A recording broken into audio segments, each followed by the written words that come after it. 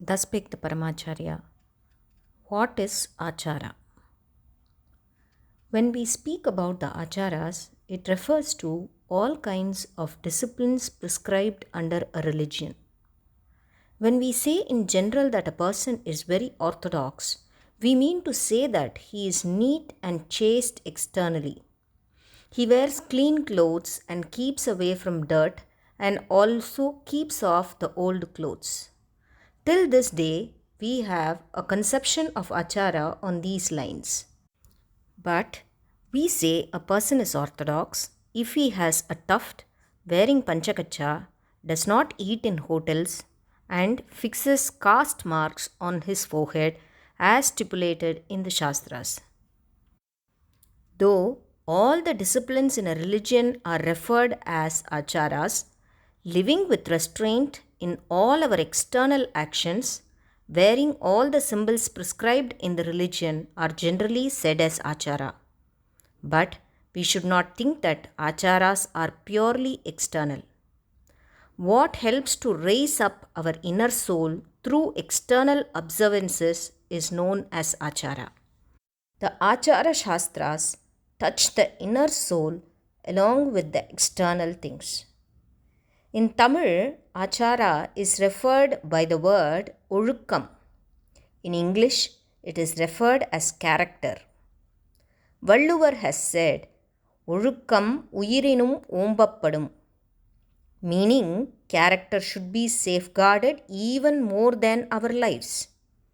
That is the way or path of Dharma. Dharma is a thing which covers all aspects of a man's life. In English, we use the word character to refer to a person's inner qualities and conduct to refer to a person's actions, behavior, etc. in his external life.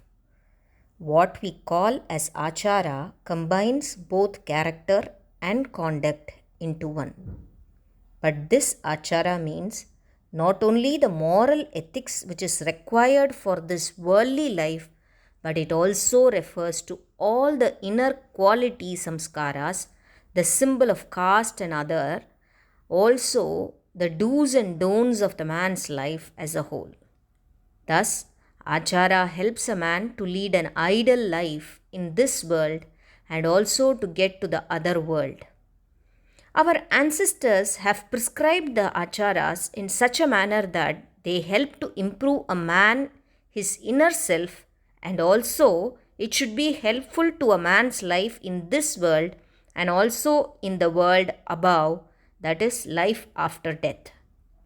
If we consider philosophically, our body or shariram is the external thing. It is considered as Annamaya Kosham and is kept far aloof from the inner soul or Atma. Those who are jnanis care the least for their body. We have heard about many great jnanis who did not care for their external body. They lived or stayed in the most unhygienic conditions. But the Achara Shastras prescribe many ideals about a person's place of living, its neatness, its hygiene, and about the type of food a man should eat, etc. etc. The Achara Shastra tells these things from the external sphere. Such strict rules about the external aspects are prescribed so that we can attain to the state of the Purna Jnani someday or other in our life. That is why the strict achara rules are prescribed above a man's house, sharira, deha, and environments. This objective of these strict rules is to take or lead a man to purify him in his inner self or Atma. If we slacken these external rules and disciplines, and if we do things to our will, everything will go wayward and we will get nowhere. The modern Vedantis claim that the acharas do not lead man to attain Atma Samskara. It is true to a certain extent. It is that the acharas do not directly make the results or effects explicitly. But if we are to become a true Vedanti at some day or other, we must first start from purifying us from the present family, social, and worldly life. We have our attachments to the family, society, and the world, and we must start cleansing our abhimanas or attachments gradually and step by step by beginning from the initial stage. Trying to reach the ideal state of a Vedanti without observing the Aacharas will not help us at any time. Instead, it will end up in spoiling ourselves. Acharahinam na punanti Vedaha. This means that however well read a man might be in the Vedas and Shastras, if he is not having any Achara, even the Vedas cannot help him and purify him. If we bring a holy water in a skull, it will be useless. Similarly, the cow's milk, if brought in a container made of dog's skin, it will be a waste. Just like this, a person devoid of any Achara will be useless. All his education and knowledge of the Veda and the Shastras will be of no help to him and also to the world if a person discards all his Acharas.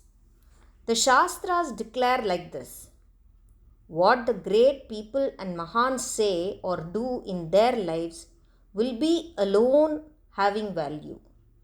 People who lecture about Acharas and write books on Acharas cannot be considered worthy. Their contention that all should have the Acharas as they have done will also be waste and will not have any weight or justification. What our great people have preached or shown by example of their own lives will only be worthy and valuable. For generations together, our good men have lived with many Acharas and they have become great by observing these Acharas. Sadacharas are those observed by our good men.